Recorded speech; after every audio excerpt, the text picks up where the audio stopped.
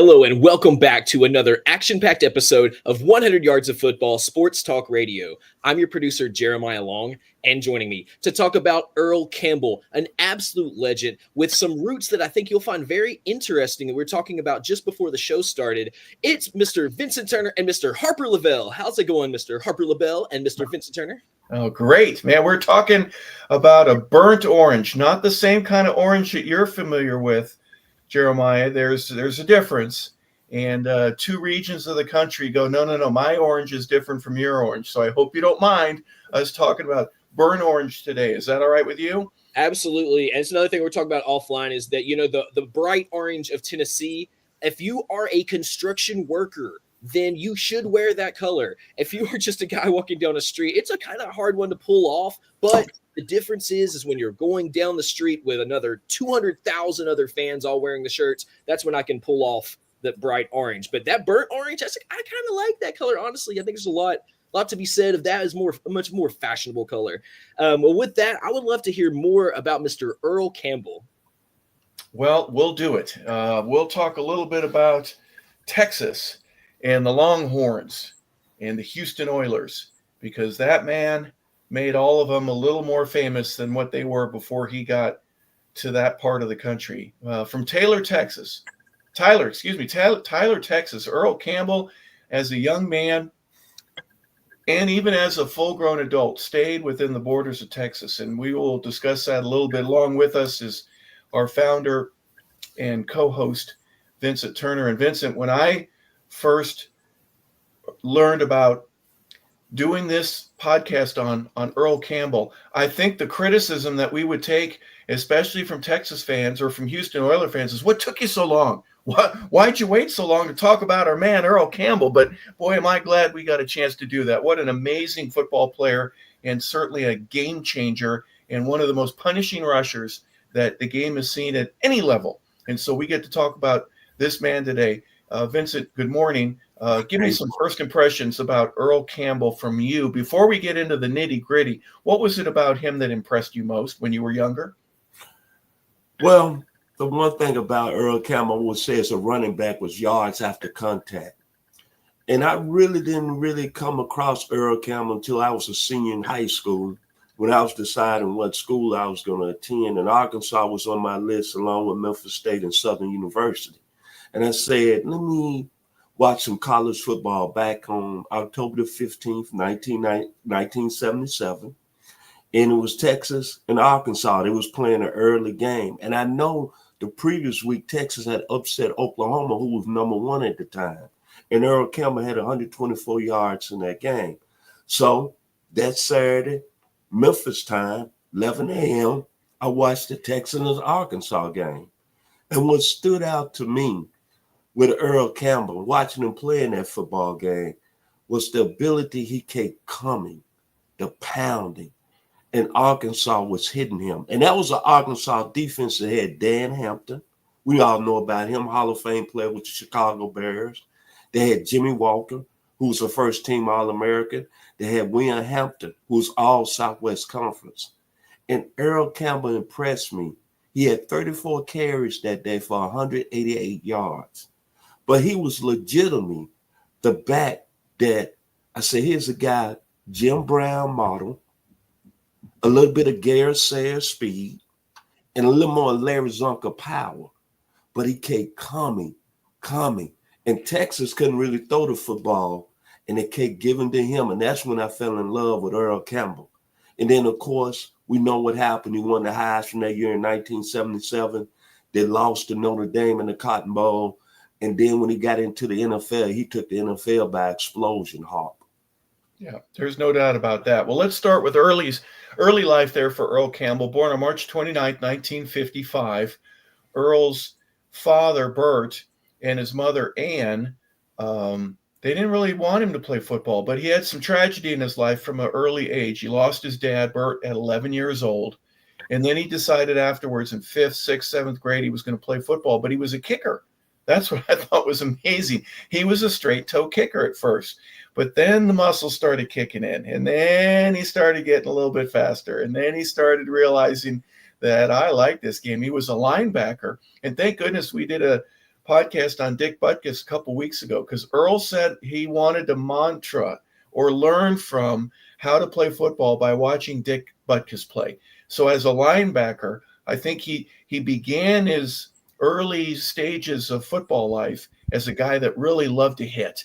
And then when things got switched around and he ended up being the fastest, the biggest, the strongest player on the team, and they started letting him carry the ball, it was all over from there. He took a defensive mentality into an offensive player's strategy, and the fruits of which were amazing. High school, Vincent, let's go back to Tyler, Texas.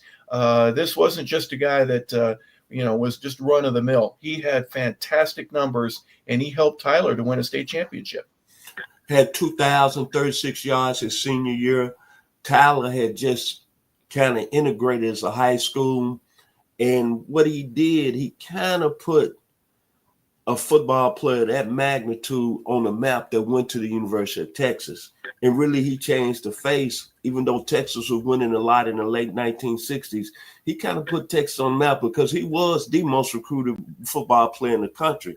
And then you think about all the great football players that came out of Tyler, Texas, that he set the tone for. You think about Gary Baxter. You think about Larry Sinters, who played for the Cardinals, who you should know of heart. You think about Chris Hackett. You think about George Crumby. You think about David Warren. You think about Art Malone that went to Arizona State. All these guys followed Earl Campbell coming out of Tyler, Texas. But what's really amazing is that it was a comment by Barry Switzer, who was recruiting Earl Campbell at that time. And he said, Earl Campbell is the only player that he could see that can go from high school to pro right now. And Barry Switzer was in love with him. And you mentioned some other schools. I didn't know the University of Arkansas in our pre-show meeting was after him. But when you look at this guy, he was one of the most explosive football players, not only in the state of Texas, but on the high school level, and a guy that had that much talent. And then he was about 5'11", and look at the legs on him. Somebody said, I think, in an Arkansas game that I just mentioned, they say hitting him down low was like hitting your head against a tree trunk. That's how big his thighs was. His thighs were like defensive linemen and offensive linemen. Back to you, Harp. Yeah, absolutely. He was a guy, again, at the high school level. For him to show little glimpses of greatness in terms of, his running style, his ability to break tackles, the yard after contact, like you mentioned, rushing for 2,000 yards. A lot of times you think just speed only, but he's a guy that learned very early, I'm going to make contact, someone's going to get hurt, and I'm going to take him off the field pretty much by blowing into him, bouncing off of him, and gaining another 5, 10, 15 yards. He was fantastic at it. So he wins a 4A championship in Texas, which is a big deal. 4A was the highest classification back in those days. Heavily recruited. Obviously, Texas was interested in him. You mentioned Barry Switzer in Oklahoma. It really boiled down to those two. And he got a chance to visit with both of them, even though Baylor, Houston, and Arkansas was in the mix. They wanted him badly. Who wouldn't? But he ended up making his choice. He follows Darrell Royals, and he goes to the University of Texas. Things started to change very early. Texas had some good teams, but not really a great team when he first got there. But boy, did he make a difference. From the time he was on that campus, it pretty much the ball was going to go to Earl Campbell. One big change, I think, in his career is that Darrell Royals stepped down in 1976. And they brought this guy who was out there in Wyoming, but he was a big-time football player in the 50s and was a Barry Switzer teammate at Arkansas. His name was Freddie Akers. And Freddie Akers, remember, Texas was running the wishbone. He said, you know what? We got a player like Earl Campbell, and what we're going to do, we're going to go to the I formation. And we're going to pound Earl every play. And I'm telling you, you go back to his senior year, he had 1,744 yards, won the highest one. But if you go back and watch that Texas team, that's all they had. They had problems at quarterback. I think they started Randy McKeechin. But I don't remember Randy McKeechin's stats at that time, but it wasn't a lot of stats. It wasn't like he was throwing the football, throwing for 3,500 and 4,000 yards. They made a commitment to Earl. And the one thing, when he was in that I formation that I keep going back to the Arkansas game that I watched, is that he kept pounding. And he had, remember the stat again, 34 carries for 188 yards. That 5 yards a pop. That's like he didn't break no long run in that game. He just kept coming. And then, like I said, running over people, the speed, the balance like a ballerina. He had it all, man. And he was a guy, I'm going to say this, Hart. He was a very quiet, humble guy. Nobody on the University of Texas had nothing to say bad about him. And Fred Akers loved him. Back to you, Hart. You know, that's an interesting point. Some of the great runs that he had that everybody got a chance to see later on in his career with Houston, when he got in the end zone, he just dropped the ball. He didn't celebrate. Occasionally he'd do a hook 'em horn, just some fun, you know, every now and then, but he was so gassed and tired afterwards. You know, he didn't even celebrate with his teammates much. They'd come up, the offensive lineman would pat him on the shoulder pads or give him a big hug. And Earl was very unemotional when it came to that. And he's one of those guys who could have celebrated quite a bit, but he ended up giving the ball back to the referee or just putting it on the ground. I high respect for him for being able to do that. But let's go back to Texas. In the upper left-hand corner, you'll see him high stepping the way that he did as a freshman. He had 928 yards on 162 carries. So he's only getting the ball. Let's do the math, about 10, 11 times a ball game. And he's averaging 5.7 yards, as you mentioned, 6 touchdowns that freshman year. But I think on that team, especially as a freshman, he didn't get to play, you know, he wasn't the number one starter. He had to share time with others. He certainly earned it, but it took him a while to be able to get the numbers up. He didn't get 1,000 yards till his sophomore year. But if he had only had a few more carries, with averaging 5 yards, 172, he'd have made it. He'd have 1,000 yards as a freshman. His sophomore year, he ends up with 1,100 yards. He had 13 touchdowns there. His average was right about the same, 5.6 yards that year. And then his junior year, he plays 7 games. He turns his ankle and ends up having to miss the last 4 games of the year. He only had 653 yards and 3 touchdowns that season. So technically speaking, Vincent, that was one of the tough years for him in terms of he didn't have the great numbers regardless of missing the last 4 games of the year. But everything turned around his senior year. He wins the Heisman Trophy. He wins the Davy O'Brien Trophy. He's the Sporting News and UPI Player of the Year. Everyone was voting for him as an All-American. 1,744 yards, 6.5 yards per carry, 18 touchdowns, and singled out as the best player in college. You got to see him in that game against Arkansas. And then you mentioned the Notre Dame game where Lindsey Nelson and Paul Horning end up calling a Cotton Bowl against the University of Notre Dame, who was number 5. They played a tough schedule that year. They had 4 other teams that were in the top 20 that they played, most of them in the Southwest Conference. You had Oklahoma, Arkansas, Texas Tech, and A&M were all ranked either 15th or higher in the polls. But I thought Earl's senior year, obviously he wins the Heisman Trophy. He was the player. You talking about a guy that, like I said, Texas could not throw the football. And Fred Akers, the head coach, made a commitment one more time. He said, we're going to ride Earl and we're going to live with Earl. And Texas, as you mentioned, played a very tough schedule that year. That's when the Southwest Conference, I have this conversation with a gentleman that's from Lufkin, Texas. And you know him, his name is Mark Denham. And he always said the Southwest Conference doesn't get their respect. But when you look back then, that conference, Baylor, Texas A&M, TCU, I'm going to throw them in there. And you got Arkansas, and then you got the Houston Cougars. That was the time when the Southwest Conference was on fire. And, man, it was special. And just think Earl Campbell, who followed him at the running back position, the Pony Express, Craig James, and Eric Dickerson. And think about all the other great players that followed Earl Campbell in the Southwest Conference when I was there. Billy Ray Smith, Kenneth Sims, Johnny Johnson, Jerry Gray. And I don't have to even say this, Hop, the guy with the what? The eyes, Mike Singletary out of Houston, Texas. So Earl played in a tough conference. As you mentioned, that was a special year. I just wish they could have had closed the door in the Cotton Bowl. But unfortunately, didn't. The young man from Western Pennsylvania who went out there to San Francisco and won 4 Super Bowls had something to say about that, Hawk. Back to you. Yes, he did. Joe Montana had the game of games for him, at least. Joe had a great one. They were 11-0. Texas was going into that game. That was the only loss in the season that they had.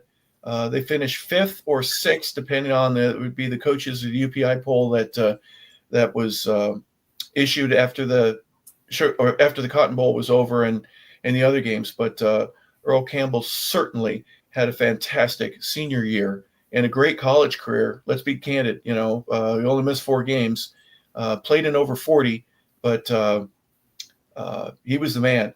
And he played well enough to where Houston ends up trading their 1st and 2nd round pick for the following year and a 3rd rounder in 1979, 2 years later, to the Tampa Bay Buccaneers for Jimmy Giles and the rights to get Earl Campbell. He was the number 1 selection that year coming out of college, unanimous player of the year by everybody.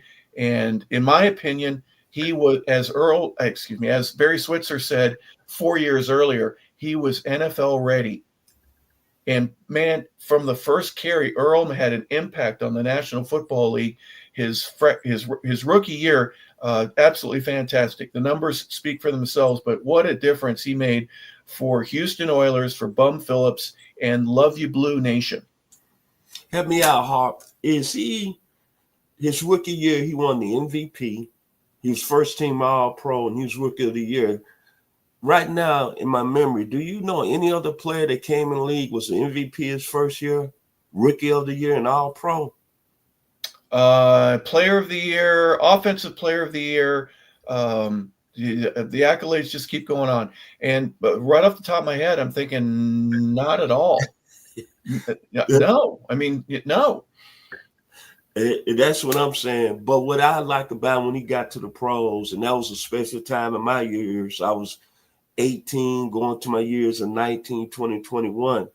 His first year, think about the Monday night game. Important battle against the Miami Dolphins. And I watched a little bit of the film last night on YouTube, and I didn't realize that Bob Greasy was still playing quarterback for the Dolphins at that time. Yep. And think about that Monday night game. This one, he put everybody on notice. It wasn't so much, I think he had 199 yards, 28 carries, 4 touchdowns. But it was the 4th quarter, 2-minute warning, and he went 81 yards.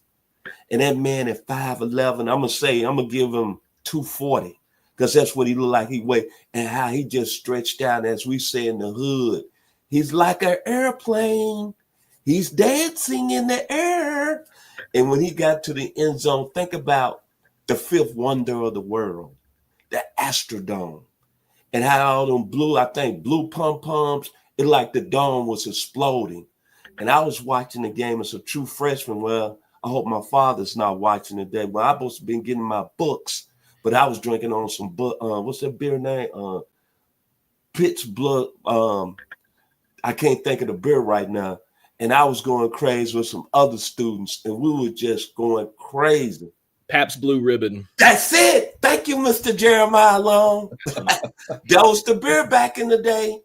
And man, when he had that 81-yard touchdown run, I say Houston gonna be serious. And remember, his first 2 years in the league, they made it to the AFC Championship game.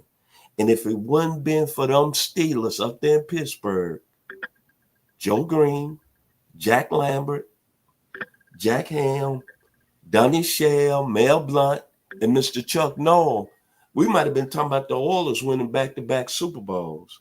And then the hits, running over Isaiah Butch Robinson. But the hit that everybody was still talking about, and the one that sent, I want to say, chills through your body, is the one when he spun on the 1-yard line, and that young man from New Jersey, the 68 Ohio State sophomore, who became the assassin, laid that boom on him, it make you cringle. Even when you watch it now, look at your Hop. Look at your Hop.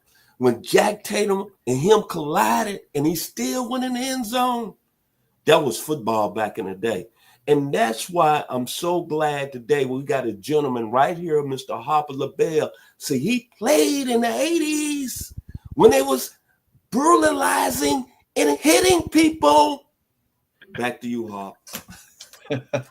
Well, first and foremost, you probably had one too many Pabst Blue Ribbons to not remember. Yes, And sir. secondly, you're right about the hit. Folks, I did this. We looked up some film. Vincent did the same thing. Look up Earl Campbell top 10 hits of all time. YouTube will have a couple of the one that I saw. I think it was hit number 2. This one here on the picture on the right against Isaiah Robertson, that was the number 1 hit. But the one with Jack Tatum at the goal line against the Raiders in Houston. Oh my gosh, that's just both guys hit. They basically knocked each other out. Tatum goes down to the ground. Earl keeps his balance, and you can just almost tell inside his brain he has no idea what he's doing. He was hit helmet to helmet contact. Boom, he spins. He's up in the air, and instead of falling at the line of scrimmage, somehow or another, he turns and contorts his body to get across the goal line, and he scores a touchdown, and one of the more infamous plays in league history. Speaking of infamous plays and players, Rookie of the Year, Sports Illustrated Player of the Year, Sporting News, Associated Press, Offensive Player of the Year in the AFC. The UPI listed him as the Offensive Player of the Year. So did the AP, the most valuable player in the league. News Enterprise, don't know them, NEA. Pro Football Writers of America, all of them had him as the Player of the Year in 1978, his rookie season. 302 attempts, 1,450 yards. That 81-yard touchdown that you mentioned, that was the long. 13 touchdowns. He had 12 receptions for 48 yards. He was just basically a dump-off guy for Dan Pastorini. Dan wanted to go down the field. If no one was open, give it to Earl. He's going to get an extra 4 or 5 yards, hopefully get you first out. That second year, he was the MVP, Player of the Year, 16 games, 1,600 yards, 4.6 yards per carry, 19 touchdowns. That was his career high. Third year, 1980, again, the Steelers keep getting in the way of the playoffs for them. 1,934 yards. He averaged 5.2 yards per carry. By far his best year ever. He had 13 touchdowns that year, and everything was just roses the first 3 years. But you could see the pounding that he gave to others, the comments that would come from other players. Vincent, this is a guy that wouldn't run around you. He'd run over you. He'd run through you. He would run into you. That's the type of guy that Earl Campbell was. When we talk about all the great running backs, and of course it's a list. I got some Detroit Lions fans that say Barry Sanders is the greatest has ever played. Of course, Cowboy Nation is going to say Emmitt Smith. A lot of people are going to say Jim Brown, Adrian Peterson, Eric Dickerson, so many great running backs that's played in the NFL. But the one thing about Earl Campbell, he only played, I believe, 9 years, and it's a shame that he had to retire.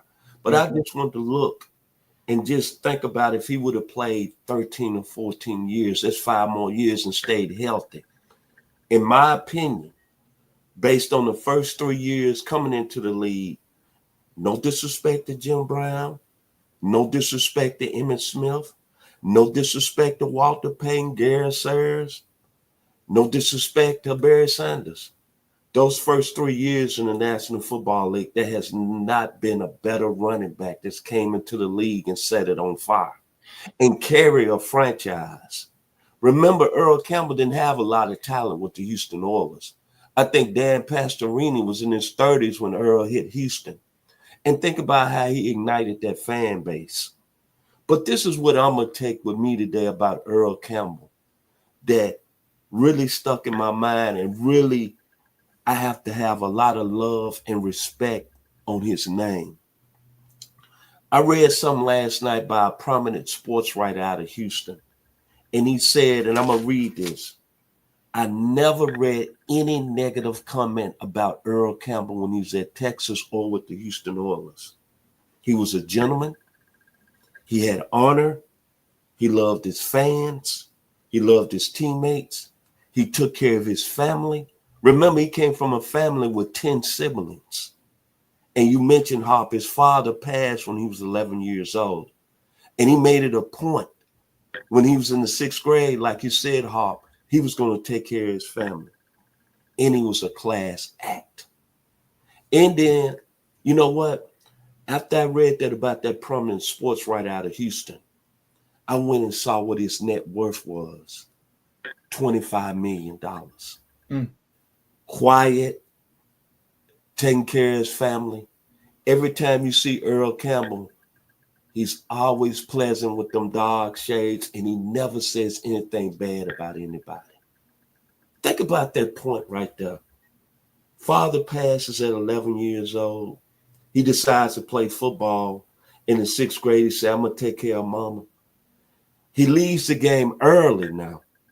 And still after his career in his business endeavors, he's worth $25 million strong. My hat's off to you, Tyler Rose. Tyler, Texas in the house. The state of Texas in the house. We should have been done Earl Campbell a long time, like you said, Mr. Harper LeBel. Back to you. He's amazing. Let me read a couple of quotes. Cliff Harris from the Dallas Cowboys said, he's the hardest hitting running back I ever played against. Lester Hayes of the Hall of Famer from the Raiders said Earl Campbell was put on this earth to play football. And Redskins linebacker Pete Wysocki, don't know much about Pete, but his quote by far is the best one that I'd seen. Every time you hit him, your IQ got a little bit lower. I love that, man. That's just, who he was. And obviously after Texas, once a Longhorn, always a Longhorn, you would see him do this after he scored touchdowns. Even in the pros, his love of that university continues. He's still an advisor and a counselor there on the campus. When we look at Earl now, we see him in a wheelchair pretty much. His knees, his shoulders, his legs don't work like they used to.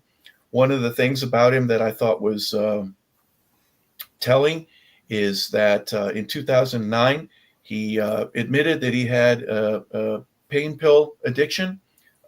He was taking Percocets and Oxycontin. He had 10 Oxycontins a day. That was his way of getting through his life. Oxycontin and Budweiser. So he didn't have Pabst Blue Ribbon, Vincent, but he had the next best thing. But he came clean, and now he's trying to get through. He has a hard time making a fist. He struggles with arthritis, but he thinks that's more genetic than it is because of football. He's pretty sure that football helped enhance some of that pain that he's going through. But we certainly wish him well. I hope that some folks are able to work with him and able to make the latter days of his life more at ease and pain-free. If there's a way to do that, we'd love to see it happen. The end of his career was with the New Orleans Saints. He ends up in a trade, and there are some great stories that he and Ken Stabler are able to share one another, even though New Orleans wasn't a good team back in those days. But his 9-year career ends up with him as the most valuable player. 3 times he was the Offensive Player of the Year. 3 times he was first team All-Pro. 5 times he made it to the Pro Bowl. He won the Burt Bell Award 1979. 3 times in his career, he was the NFL rushing leader. He was the touchdown leader 2 times in the NFL. He was named to the 1970s All-Decade Team.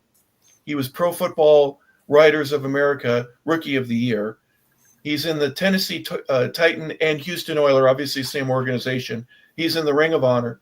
His number has been retired. He wins the Heisman Trophy, the Davey O'Brien Award, Sporting News Player of the Year, the Chick Harley Award, and he was a unanimous All-American. Is there anything else? Yeah. At the University of Texas, his number 20 was retired. He's in the Texas Sports Hall of Fame. He's in the Houston Sports Hall of Fame. He's in the Pro Football Hall of Fame and the College Football Hall of Fame. He is Earl Campbell. And what an honor it is to talk about him today and let you know a little bit more about him. When we think about Texas football history, we want to think about James Street. We want to think about Steve Wooster. We want to think about Vince Young. We want to think about Roy Williams, the receiver, Tommy Nobis, and Ricky Williams. Let me throw him in there. But there's no argument. That's not even to think about it. He is the greatest football player that ever came through the University of Texas. And if anybody want to really say he's not, then shame on you. When you think about Texas football, and ironic, they're in the college football playoffs, and they're going to play Clemson coming up on Saturday night, December the 20th.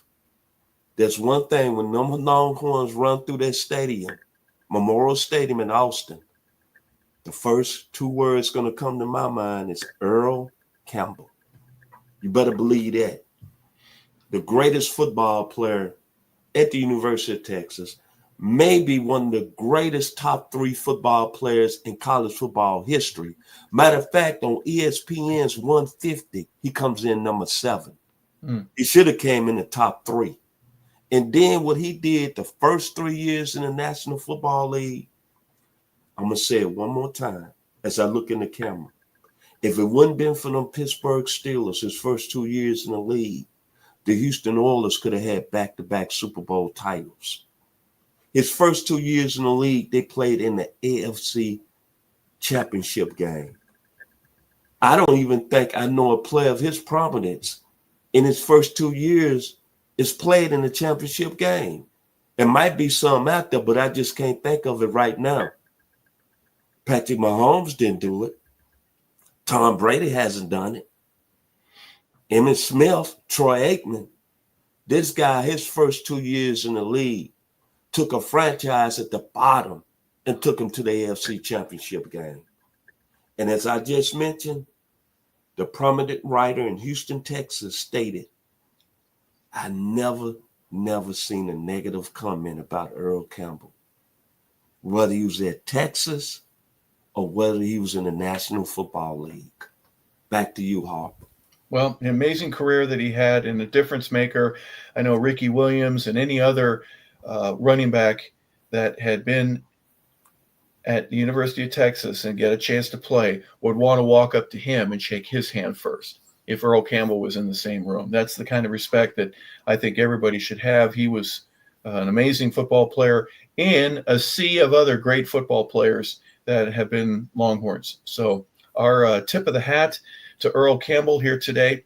We're so grateful. And thank you, Jeremiah, for putting those pictures together. We had some extra ones for you that we could, there's so many pictures of Earl, especially him knocking people over.